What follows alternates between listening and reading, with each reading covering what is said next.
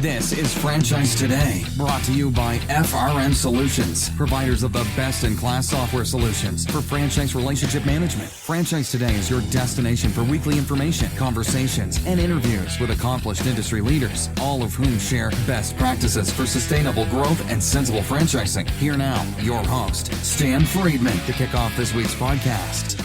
And this is Franchise Today. I'm Stan Friedman, coming to you from the Franchise Today studio at FRM Solutions in Atlanta, Georgia. Hey, today is Wednesday, November 6th, and the fall season, albeit a little late in arriving this year, is finally in full swing. There are clearly more leaves on the ground than in the trees, but who am I to complain, where rumor has it that, first snowfalls of the season are already happening in places to the north and west. So I'll happily take the 60s by day, the 40s by night, and yes, sweater weather is just fine by me. Say, before I jump into this week's birthday greetings, many thanks again to last week's guest, Zaxby's own Trey Doster. I mean it when I say that Trey is one of the nicest people in the world, not just in franchising, and he's one of the most giving as well. He certainly proved that up last week with all that he shared with us here. So Trey, until I see you again at the next Southeast Franchise Forum meeting or out there on the franchise trail, many thanks again for visiting us last week right here on Franchise Today. And now, to kick things off for this week in the front of the house, it's many happy returns this week to Debbie Benedict, Evelina Baldwin, Robert Stidham, Jeff Colton, Rick Ivey, James Weber, John Jordan, Pat Burns-Peterson, Susan Rather, Brad Barnett, Cassie Muldoon, Dan Limer, Clay Clark, Drew Paris, Charlie Vodanovich, Pamela Greenier LaBelle, Margaret McIntyre, and lastly, in memory of my late friend Jose Cofino, who too would have celebrated a birthday today. Happy birthday, one and all. Hope I didn't miss anyone. And a reminder that the front of the house is brought to you this week by Transitive, where Christian Pillett and his team provide franchisors and franchisees with cutting-edge, high-tech solutions that enable them to identify their most valued customers and then simply and easily empowers them to drive laser-sharp conversational marketing messages directly to those targets. More about Transitive coming up in just a minute. Also today in the front of the house, I want to wish congratulations to two guys that I really like and respect. I'm talking about Lauren Fisher and Jeff Sturgis. In a press release that was datelined October 31st, they announced the launch of Fish Consulting Services for emerging and mature brands. Of course, many of us have been familiar with Fish PR for years, but what a great move for Lauren to further expand services to his existing client base and to prospective clients as well, and to have the good fortune to do so with a guy like Jeff Sturgis. So together, in addition to the full-service communications and franchise PR and marketing that Lon's firm has long been known for, he and Jeff will begin offering franchise consulting services to help drive strategic and sustainable growth at the unit level for emerging and mature franchise brands. These will include franchise development assessments, strategic planning, franchise sales, mystery shopping, and sales process evaluations, plan implementation, and outsourced leadership support for franchisor development teams. Congrats to you both. We'll keep an eye on your progress, and I'm going to reach out to you guys in the weeks ahead and get you booked for an episode of Franchise Today. And so with that said, I think it's time we take a quick break, and then just ahead, this week's guest interview with yet another icon in franchising. I'm talking about Scott Lehr, who recently retired as Executive Vice President of the IFA after a 29-year career in leadership with the organization, but there's no keeping Scott down. So in addition to his illustrious IFA career, we'll talk too about a new chapter in his story, one that includes the launch of a new venture with two new partners, well, new to Scott as partners, but also industry bigwigs that we all know, none other than MFV Expo's CEO Tom Portese and Franchise Update's chairman and co-founder Gary Gardner. Scott Lehr joins me in less than 2 minutes, and we'll talk about it all. Franchise Today will be right back, but first, a word from our sponsors. Hey, Stan Friedman here with a word about our newest sponsor. I'm talking about Transitive, an amazing marketing platform that actually delivers what others can only imagine: accurate, dependable results that are second to none. All right, without getting too deep into the weeds, Transitive connects franchisees' customer data from all sources, providing high-octane fuel for their marketing engines. They then deploy machine learning, yes, artificial intelligence, which identifies various customer traits and habits, attributes that would otherwise likely go unnoticed, and it segments these customers into groups. This is important because, as we know, not all customers provide your franchisees with equal dollar value. But wouldn't it be great if they could easily identify who's who? Well, that's exactly what Transitive does. And what's more, it then accurately drives the appropriate offers to each of those customer groups, delivering specific personalized messages to each of the group's customers. Just like that, your franchisees are engaged in laser-focused target marketing, delivering them much more bang for the buck. You've got to see it to believe it, so what are you waiting for? Order up a demo today and tell them I sent you. Find them online at www.transitive.io. That's www.transitive.io. And now for our guest interviews. Scott Lehr has served the franchise community for 29 years in numerous positions with the International Franchise Association related to marketing, membership, advertising, international, and conferences. His most recent role as Executive VP of Development, Marketing, and Conferences, where he was responsible for the recruitment and retention of franchisors, franchisee, and supplier members of the IFA, and oversaw membership, advertising, marketing, conferences, and international departments of the IFA. Scott now is the managing partner and CEO of GT&S, Franchise Executive Search, helping franchise companies build out and grow their teams with high-quality executives, specializing in placing high-level franchise execs, including C-suite positions and director-level positions. He's joined in this venture by industry icons that we've known and loved for years, Tom Portese at MFV, and of course, Gary Gardner, co-founder and chairman of Franchise Update Media Group. Scott, a lot going on, my friend, and welcome to Franchise Today. Thank you, Stan, and I really appreciate the opportunity to be here with you today. I think that I have probably known you at least 27 or 28 of my years while at IFA. So I took inventory of that, Scott. In prep for the show, I thought, how many of those 29 years have I known Scott? And I think the reality is it's closer to 21. It still feels like a lifetime, Scott. Well, a long time and a great friend and an icon yourself, Stan. So I really appreciate the opportunity. Well, I'm thankful to have you with us. Scott, we start this program each week the same way, so it's your turn to rewind the tape and take us back to the time where franchising found you. So some 29 or 30 years ago, what were you doing when that happened for you? Well, it was 1990, Stan, and I was actually working for a private publisher in the real estate and economic development field as director of advertising and associate publisher and kind of circulation management, really running a publishing operation. And I was recruited to the IFA to really help launch their original magazine. Franchising World had been published for a number of years, and they were launching a new newsstand publication called Franchise Opportunities. And they were also launching a directory, which is still around the IFA, called the Franchise Opportunities Guide. And so with my advertising background, I was hired to recruit and hire a team to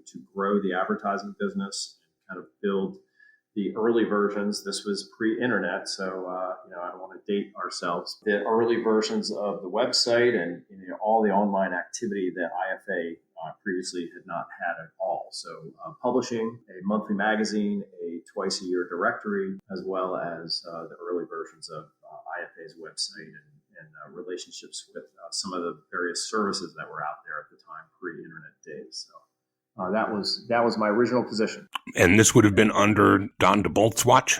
No, actually, it was Bill Cherkasky was the president at the time, and I was actually reporting to John Reynolds. Actually hired me because at the time he was kind of running marketing and communications, and so all the publishing activity as well as marketing.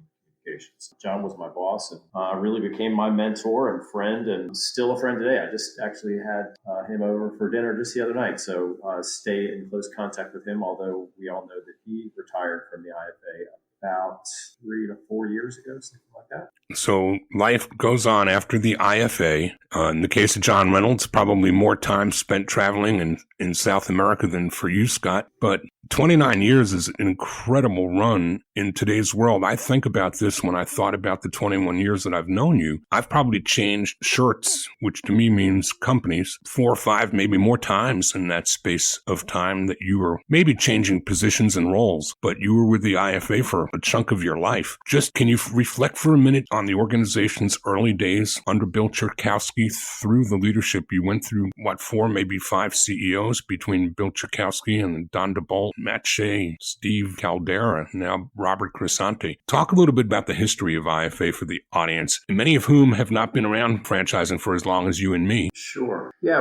When I came to IFA in 1990, it was obviously a much smaller organization, probably a less sophisticated organization. But I think it just, the board and the organization was made up of lots of founders of companies. Less of the management that we see nowadays, because so many of the companies were startup companies and fast growing companies. And so I think the first IFA convention that I attended in 1990 or 1991, I think maybe there was 400 to 500 people there, maybe 600 people tops. That was also a time when the IFA was hosting some of their events, their annual conventions, offshore locations, which ultimately the organization decided not to do just because they wanted to make it more accessible for various titles within the organization. But as you may recall, in the early days, it was in many cases a lot of the founders and CEOs were attending a lot of the events, and so it was a little bit part vacation and part education and connection with their peers. But obviously, as you know now, with IFA's convention approaching or exceeding 4,000 people, it's a whole different animal.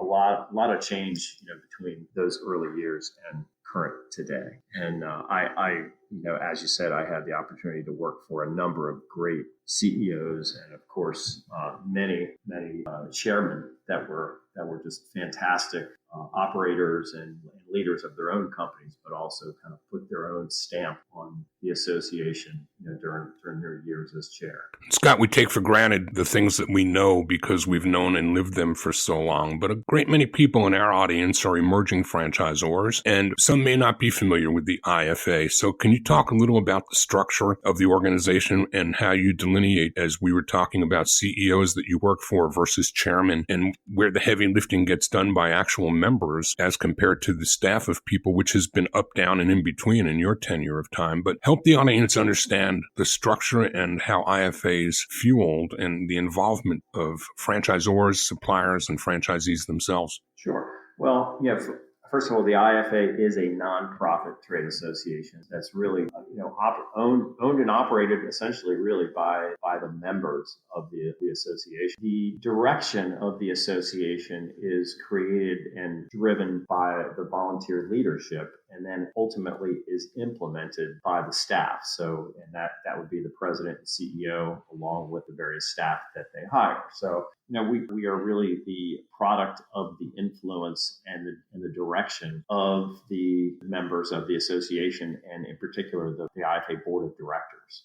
And while it's changed in many years, and as has politics and all realms, just like government and just like we see in our government administrations, what are the things that have remained the same, though? What are the constant common denominators of IFA in terms of its mission and what it's out there to do? Well, I would say first and foremost, we are the IFA was created to promote, protect, and enhance franchising. That is actually the mission of the association. And many people have probably heard the story of Bill Rosenberg, who was the founder of both Dunkin' Donuts and the IFA back in 1959 or early 1960. He was actually at a trade show in Chicago with a number of his colleagues, and they were marketing and selling their franchises to various people. And this is also all pre-FTC as well. So there wasn't a lot of regulation out there. And so Bill, in his wisdom, got together with a number of other franchisors and basically pulled a $100 bill out of his pocket and put it on the table and said, we need to get a group of people together there to help market and promote and protect our organization, because we have people in the government who don't understand our business, and we need to be able to help band together and educate them on how valuable this business is and this model of growing a business. And so there was about 16, 18 companies that were the original founding members of the IFA. And I don't think I can rattle them off right now, but a lot of them are icon brands to this day. And so that was really the start of the IFA back in 1959, and it incorporated in 1960 in Chicago. And as a matter of fact, the association was actually based there for a number of years before it ultimately moved to DC. But I would say one of the number one, from the beginning and really to this day, government affairs, government relations, the ability for the membership to help educate the members of Congress, whether it's federal, state, or local governments, help them understand what franchising brings to the economy in the U.S. And since the association is called the International Franchise Association, the founding members were smart enough to understand that this was not just a U.S. thing, but these companies were already growing internationally, so they wanted to make sure that the association could actually represent the interests all around the world. And so that's why the name created the International Franchise Association. And at what point in time did the Franchise Association, IFA, start to focus on embracing franchisees as well as franchisors and suppliers? Well, in 1987, I believe, was the time that the IFA actually opened up its doors for suppliers to the industry. Back then, it was called the Council of Franchise Suppliers, which ultimately, over the years, suppliers became full active members of the IFA themselves. But I would say one of the lead and probably the biggest things that I experienced during my time at IFA was in 1993. And at the time, I remember because I was actually at the board meeting when this happened, but it was Steve Lynn, who was at the time the president and CEO of Sonic Industries, Sonic Drive-Thrus. He was the one who led the board through opening up IFA membership to franchisees. As you may recall, at the time, there were other groups out there that were forming, and the IFA ultimately decided that it made the most sense that it had to open up its membership to franchisees to be able to represent all interests of franchising. And I also remember at that meeting, Bill Rosenberg stood up in front of the entire group and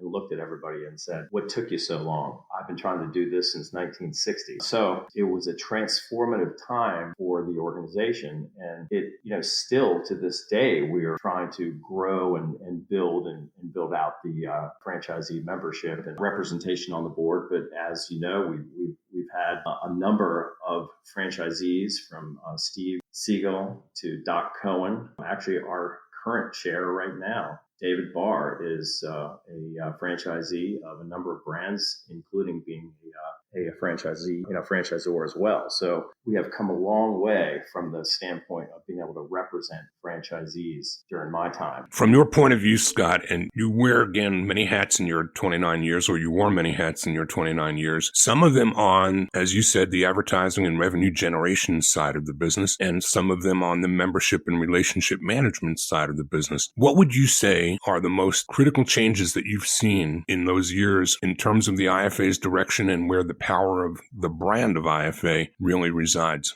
Well, as I just mentioned, I think, bringing franchisees into the organization was probably one of the most transformative things that the organization has done. That certainly, which we just covered. I think the sophistication of franchising has forced the IFA to become much more sophisticated themselves. Again, in the early years, it was lots of founders and, CEOs and presidents, and, it's certainly become more corporate executives. The number of private equity firms that are involved in franchising nowadays has certainly professionalized and made franchising just that more sophisticated, much more financially focused. And of course, the multi-unit franchisees. I mean, if you look at the number of multi-unit franchisees, that I would say there are more multi-unit franchisees that have larger than probably a half to maybe even 2/3 of the members. Private equity, multi-branded companies. We have seen a number of brands that have created multi-branded tiered structures and all the multi-unit franchisees.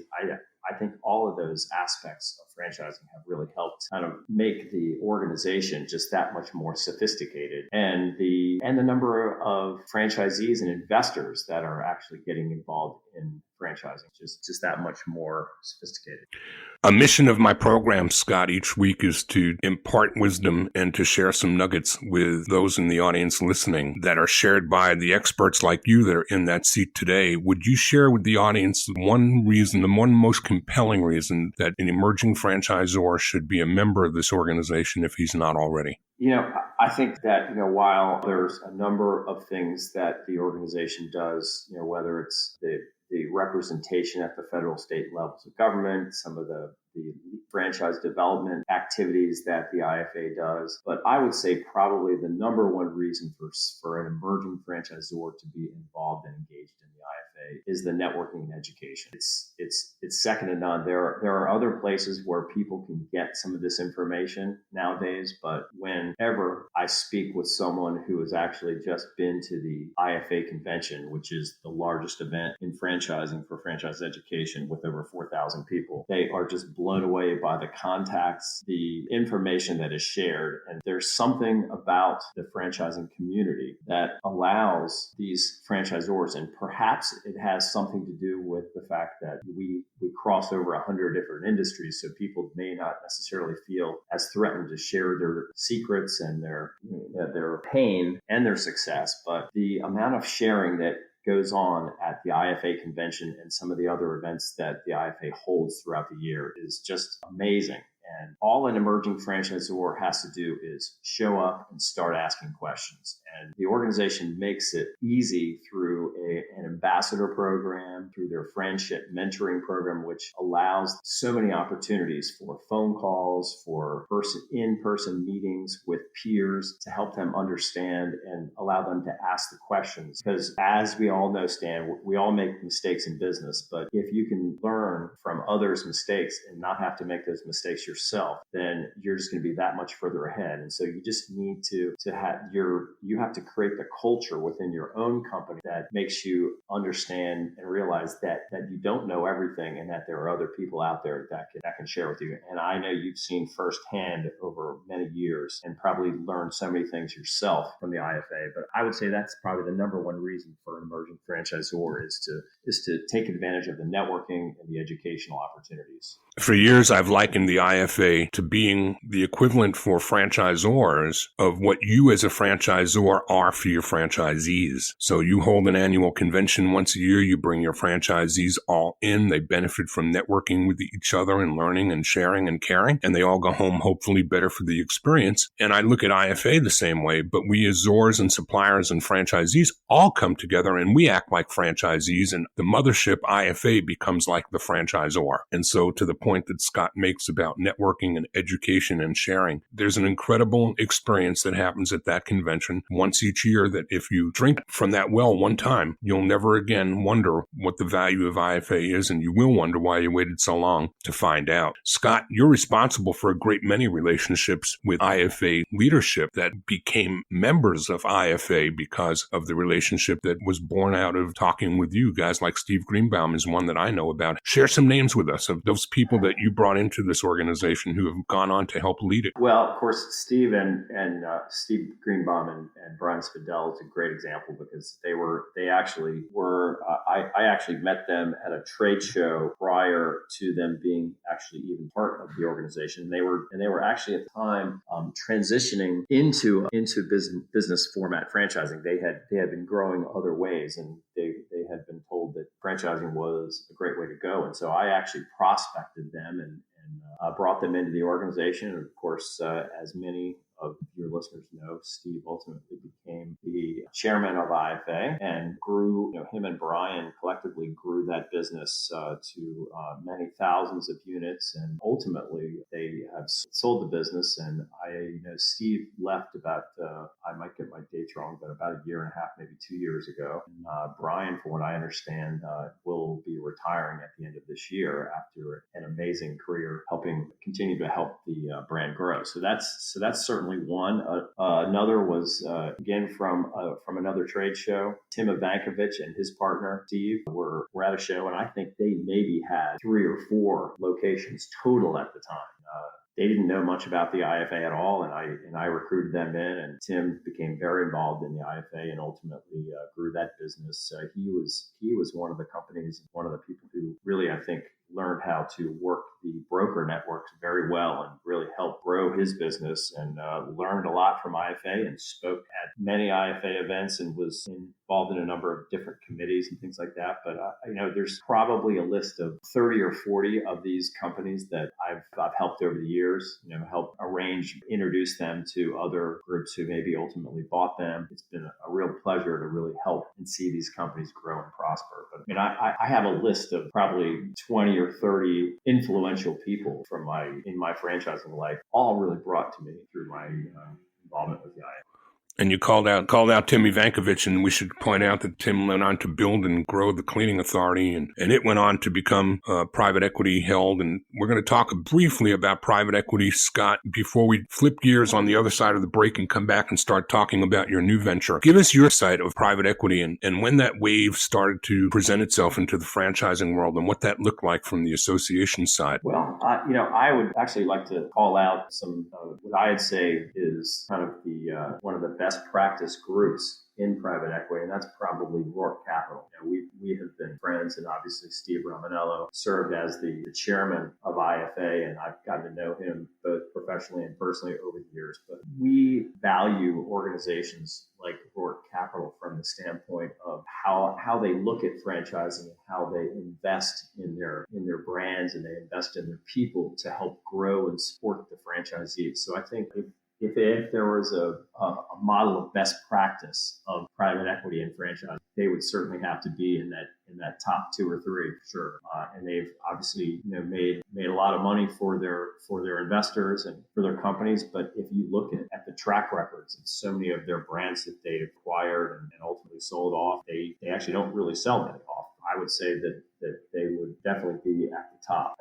Again, I think that private equity has provided the capital for so many franchisors to take it to the next level, and we're just now really seeing it kind of happen at more the mid-size level, and even some more emerging brands, as you know, and even some franchisee businesses are being acquired by private equity. But it certainly helped franchising become more professional and more focused on ROI and really focused on unit economics as well, which I would say if there's one thing that I think has really been put at the forefront in the last 10 years or so within franchising is the complete and total focus on unit economics at the franchisee level. Couldn't agree with you more, and it has helped us actually grow up as we sometimes call it an industry, but really we're not an industry. We're just a way of doing business and bringing products and services to market, but as a compendium of all these different lines of business in different market segments. Some will sometimes call franchising an industry, but we collectively as a body have all matured greatly, I think, because of the influx of private equity. I agree with you completely. Scott, let's take another quick break, and when we come back on the other side of that break, I'd like to do is spend some more time now talking about the new chapter in your book and the birth of GT&S Franchise Executive Search and what you, Gary Gardner, and Tom Portese are all up to. We'll do all that right after this. Franchise Today will be right back, but first, a word from our sponsors. This portion of Franchise Today is brought to you by Zoracle, providers of spot-on profiles, the gold standard of assessment tools that assure you're selecting the right franchisees every time. Unlike DISC or others that simply gauge personality or communication styles, Zoracle's spot-on assessments are all franchise-specific and based upon 7 sciences that nail the results each and every time. Your prospects simply answer a few questions online, and like magic, Zoracle's algorithms scientifically slice, dice, and analyze their thresholds for risk, their business acumen, and even their propensity for single or multi-unit ownership. Zoracle's spot-on analysis is like having a crystal ball, but there's no hoodoo here. It's all based upon science that flawlessly determines franchisor compatibility and accurately predicts performance. Why don't you schedule a demo today? Take a complimentary look and see for yourself. It's the closest thing to a sure thing. Zoracle, spot-on assessments based on science, but delivering results that seem simply magical. Check them out at www.zoracleprofiles.com. And Scott, we're back to talk a little bit about this new chapter in your life now. Guys like you at IFA, everybody knows who they are, but maybe that's not the case. Maybe there's a bunch of people learning about you for the first time today, but literally now know that there's a strong foundation of 29 years worth of hands-on experience in leadership at the IFA, and now you're doing something, embarking on something outside of the sector of what we would call the public sector, I guess, but really not, because you're not government. But the association work has built a foundation for you that is now taking you into a venture with two other esteemed leaders in the franchising space. Whose idea was this, and what was the birth of GTNS looking like? When I talked with Robert Crescente and made the plan that I was going to be leaving at the end of the IFA convention in 2009, I started talking with, and I had every plan to actually retire and perhaps look at becoming a franchisee. I was looking at a few different brands with a couple of my children about growing some businesses that way, and we still haven't actually put that to bed yet. We're still looking at some opportunities, certainly there. But after about a month or so, and I had been speaking with both Tom Portese and Gary Gardner, and one of the things that we realized that all of us have been doing for the past 25, 30 years, all of us, because each of us have been in our respective organizations for about the same amount of time, we all realized that we had been helping companies and people find each other for years. So whether it's helping a company find a CEO or a VP of franchise development, or helping an executive find next place, I'm sure just like you do, Stan, as well. But after the three of us started talking about it, we realized that between the three of us, we had 90 years collective experience and connections and relationships out there in the marketplace. And we're like, well, hey, maybe this could work. And so it was really all of our ideas collectively, but a lot of the discussion happened actually at the IFA convention. So we started talking, through the months after I left the IFA, although I was still working in a consulting role, actually just until just a few days ago, as a matter of fact. But so we officially launched the business in September, although we had our first contract for VP of franchise development that we signed at the end of August and ultimately placed the person just recently. So that was our first contract, and we have a few more in the works right now, but it's a fascinating business. And while I actually thought I knew what search was earlier during my time at IFA, I've learned how much more intricate and delicate it is, and how much more work goes into the search process. And so I'm really excited to kind of continue to fine tune this. Certainly we know lots of people, we know lots of companies, and I'm excited to carry on with this. Gary and Tom, of course, are running their respective organizations, so we meet on a regular basis, but I am the first and only full-time employee right now, and our plan is to hire more as we move down through with our growth plans.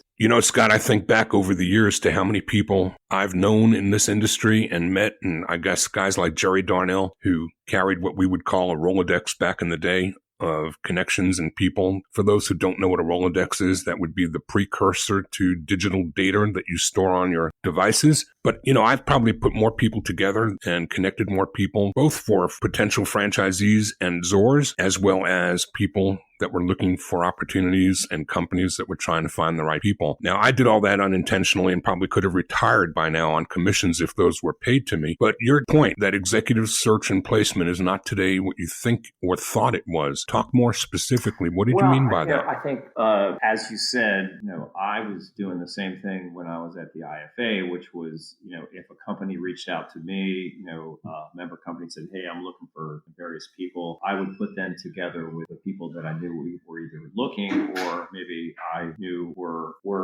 maybe not happy with what they're doing. But I think what I've learned is that it's really a much more serious and focused approach with search in that, first of all, you have to understand your client's needs. You have to understand their culture and what they're trying to fill, what maybe they didn't have in the past. And then you have to go out and find it for them. And the majority of the time, it's someone who's working somewhere else. It involves being creative with your connections and being certainly assertive in talking with people and helping various people understand the opportunity that is being presented. And so it's much more of a go out and seek the best talent for the search that you're working on, as opposed to just trying to connect people, which I think was probably more of what I was doing in the past. So I think that has been a little, more eye-opening to me as being new to being a professional search firm. So is there a sweet spot in terms of how you're going to function and target prospective client companies and or candidates? Will you be specializing in any of the market sectors or technologies or company sizes, or are you going to be a generalist that's going to help a whole lot of people from emerging brands to legacy? First and foremost, we are 100% only focused on franchise companies. So obviously that spans many different industries. Most of the interest and contact that I've had so far with clients and potential clients have been on the franchise development side and on the marketing side. But I'm talking with a company right now about COO and a CEO position as well. So and also having conversations with private equity firms who are looking to fill some of their senior management positions at the brands that they have investments in. So I would say, again, 100% focused on franchise, probably not a specific niche or a specific industry, but so obviously both food and non-food. So far, a lot of the discussions that I've had have actually been with non-food companies, but I am sure I will be working with some of the bigger food brands coming up here. It's just a random thought on my part, but I all but believe that because of the growth of the brokerage aspect of franchise development, franchisors, I think, are even more compelled now to raise the bar on the quality of their in-house franchise development people, and that they're having to deal with a more sophisticated buyer and working with the brokers on the other side. What are your thoughts about the level of professionalism that a franchisor needs to consider when bringing on new talent, especially if they're going to be working with brokers? Yes, well, first of all, I think that the broker networks have actually been, they have certainly done a good job of recruiting some of the talent outside of from franchise companies. People who formerly were directors and VPs of development at franchise companies are now working in the broker networks. But I would say pretty much everyone that I speak to on the franchisor side wants someone who has expertise in working with the broker networks and understanding how that relationship works. I mean, obviously there's meetings, there are just the understanding of how to work efficiently and effectively with broker networks is critical for any development executives. Not everybody works with brokers, but many do. So it's a critical component from my perspective when I'm talking to candidates about working for a company. Scott, we've come to the place in the interview where I always ask my guests, what, if anything, have I failed to ask you that you wished that I might have? No, well, Stan, first of all, I appreciate your friendship all these years, and we have had a lot of fun together. We have been involved in many programs, traveled to great places together, and first of all, I just appreciate that with you. And I would say that been able to share, I think, some nuggets of my time at the International Franchise Association, which is a fantastic organization. And again, I encourage all listeners, if you are not a member of IFA, to seek it out, whether you are a franchisor, franchisee, or a supplier to the industry. industry. And certainly, I hope that you will consider GT&S to help you find talent for your organization if you're looking, and also as an executive, if you're looking for your next opportunity to check in with me as well. So, Stan, I appreciate the opportunity today. It's a pleasure, Scott. It's been a pleasure knowing you for all these years and having you in my life as well. And if for those who might want to check in with you to pursue the conversation further, let's not let you get away without telling the audience how to find you. I'm always available by phone. I'm going to give my cell phone, 443-414-6131. And my email is scottlehr@franchiseexecutivesearch.com. Let's give that phone number one more time and then spell your name as part of your email address as well. 443-414-6131. And my email address, Scott Lehr, that's SCOTTLEHR, @franchiseexecutivesearch.com. Scott, it's been a real pleasure having you here today. I can't thank you enough for sharing and caring and for all that you've done to grow the brand of franchising as each of us within franchising have grown our own brands collectively. Scott, thanks again. Thanks, Dan. Have a good day.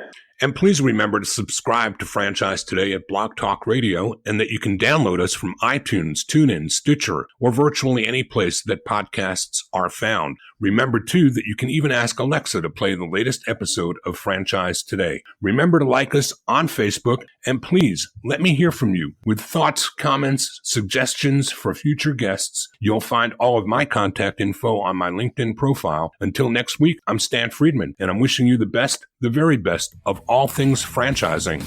And Franchise Today is out. Franchise Today is a production of FRM Solutions, providing best-in-class CRM tools to empower relationships with prospective and existing franchisees. No excuses, just solutions. Find them online at frmsolutions.com. Join Stan every Wednesday at noon Eastern for another live episode of Franchise Today. Or, as always, download episodes on demand at blogtalkradio.com or iTunes.